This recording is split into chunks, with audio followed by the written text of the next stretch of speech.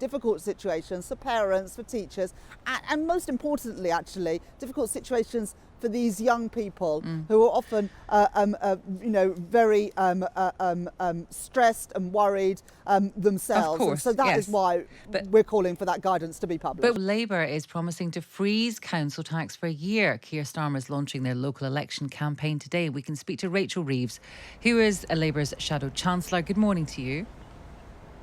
Good morning. Now, obviously very attractive to voters, freezing council tax, but you'll know yourself, many councils are already struggling.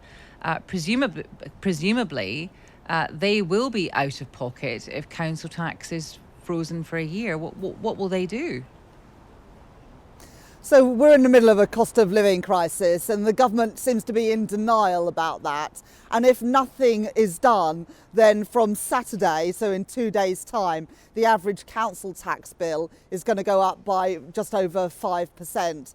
It's why we've said that if we were in government today with Keir Starmer as Prime Minister, we would freeze those council tax bills, and we would pay for it by extending the windfall tax on the huge profits that the energy giants are making, the windfalls of war that they're enjoying because of the huge rocketing price of those gas and electricity bills that are being charged on everybody else. So this is a fully costed and a fully funded plan that is clear about the choices and the priorities of a Labour government compared to this Conservative government, who time and time again refuse to properly tax the energy giants. And in their budget a couple of weeks ago, the only permanent tax cut was for people who are able to save more than £1 million into their pensions. OK, well, let's look at the gap, and then let's look at the money that you think would help plug that gap. Local Government Association analysis shows that inflation, estimated increases to the national living wage and increasing demand are going to lead to a funding gap of £3.4 billion in 2023 to 2024. Now, your own analysis says extending the windfall tax would only raise another £10.4 billion over 2 years. So it doesn't sound like enough would be raised by extending the windfall tax to plug this particular gap. Well, the increase in council tax that's due to take place on Saturday that we're saying shouldn't happen will cost people around £2.7 billion next year. So that's the cost of this package. And as you rightly say, Asma, the extension of the windfall tax that we've been calling for since January this year would bring in just over £10 billion. So this is a fully costed and a fully funded measure. And it would mean that instead of that monthly fixed cost going up for families and pensioners who are seeing that increase of 5% in their council tax, it would be frozen for this year ahead, when we are, and the most recent inflation numbers show this, we are in the middle of a terrible cost of living crisis that's putting huge pressure on family finances, with higher food prices, a doubling in gas and electricity bills compared with a year ago, and of course the Tory mortgage premium, the hangover from the mini budget last year, that means anyone remortgaging this year is looking on average at paying an extra £2,000 on their mortgage. We can't carry on like this. This is some immediate relief that a Labour government would give to families. OK, how cast iron, though, is the money that would come from the windfall tax? Because a lot of the profit that you would like to tax might not necessarily be made in the UK, so wouldn't actually be taxable. Well, the just over £10 billion that we believe we could raise over the next 2 years is entirely based, Asma, on the UK profits. And we would achieve that higher tax take from 3 different things.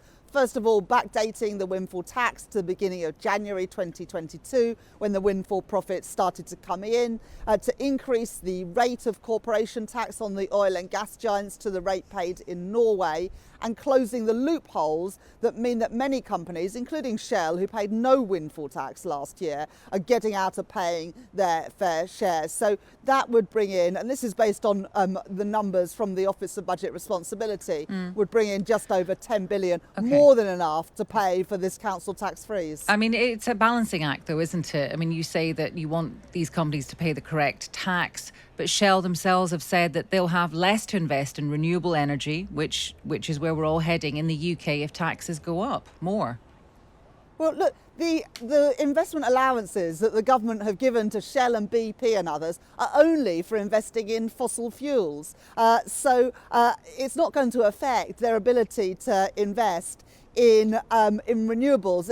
Indeed, Shell and BP have used, and the other companies as well, have used the windfall profits to pay higher dividends and share buybacks. Much more spent on that than actually investing in the industries of the future. So, you know, they can protest, but BP themselves have said that those companies have got more money than they know what to do with. At the same time, families are under huge pressure with all these prices, all these bills going up. And now the government adding insult to injury by demanding that councils put up their council tax further. Don't just take my word for it. The Conservative leader of Bournemouth Council has resigned from his position, saying that the Conservative government are making councils cut services and increase taxes. And he says that's not what he came into politics to do. So it's not just Labour who are decrying these increases in council tax. It's many Conservatives as well. Right, fine. I want to ask you about a story. It's on the front page of the Times. You'll be very familiar with the issues raised by this, and it's exercising our listeners to this morning. Parents kept in dark over gender. This is a report by Policy Exchange. 7 in 10 schools failing to inform families when pupils question or change their identity. And I suppose the question here is, and it's not an easy one, Rachel Reeves, if you had a daughter at school who told the school that she wanted to identify as a boy, would you expect that school to inform you that this was going on, or would you be happy to be kept in the dark? Well, I think the first thing is that I would always want with my own children to have that open dialogue, that they felt they could come to me and talk to me. But we have been urging the government to publish the guidance that schools have got to operate under, because look, many teachers are trying to do their best in difficult circumstances. There's a very small number of challenging cases, and schools often are saying that they don't have the guidance, they are in the dark about what they are expected to do. So the government, the Education Secretary, does need to publish this guidance so that parents, so that teachers, and so young people as well have a clearer idea about the role that they're all supposed to play. Yeah, I mean, this report would suggest, though, Rachel Reeves, that those schools are making those decisions, so they're interpreting the guidance and or the rules, whatever it is. But there isn't the guide. But what guidance, Asma? I mean, this is the problem, really. Well, they're interpreting the situation guidance themselves. Is not available. Okay, but it is happening. That's why we need the guidance to be published. Of course, but it's happening right now. That's the point, isn't it? 7 in 10 schools. It doesn't seem to be a minority of schools. It seems to be happening quite a lot. I mean, this is obviously a small number of cases where people feel that they are, that they are in the wrong body, that they identify as a different gender to the sex that they were born. A very small number of cases, but very difficult cases often. And that is why schools, teachers who may not have, when they've done their teacher training, have ever confronted these sorts of issues before, need to be given the proper guidance, the evidence-based guidance from the government. And that is what, for months now, we've been urging to happen, because otherwise you get into these difficult situations, as you rightly say, as difficult situations for parents, for teachers, and most importantly, actually, difficult situations for these young people who are often, very stressed and worried themselves. Of course, and so that is why we're calling for that guidance to be published. But would you want to know, Rachel Reeves, if it was your child, would you expect the school to tell you or to keep it to themselves?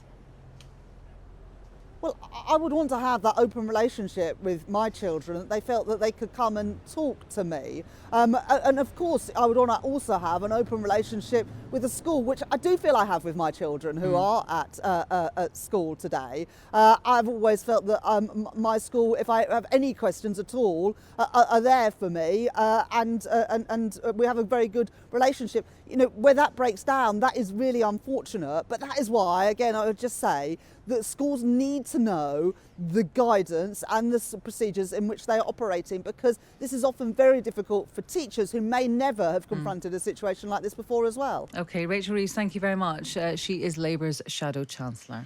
And I think we've already had a teacher getting in touch saying that it is very difficult. I'm not sure it's that small a number now, because we're not talking about people going sort of having taking drugs or going to clinics. These are people who are just kids at school who are saying who they think they are. And I think it happens more and more. I know it happens quite a lot at my daughter's school. And the question is, should there be this affirmative process where teachers just say, if that's where you think you are, we'll accommodate you? Or should they tell their parents? That's the question, isn't it? If you had a child that told their school... But why can't you do both? Yeah. If you want to have an affirmative atmosphere, that's fine, but why to the exclusion of the parents? Yeah, exactly. So it's a really good question. And if you like that, You can listen to us. we're sticking asthma. Have you forgotten? Well done. Every Monday to Thursday on Times Radio Breakfast.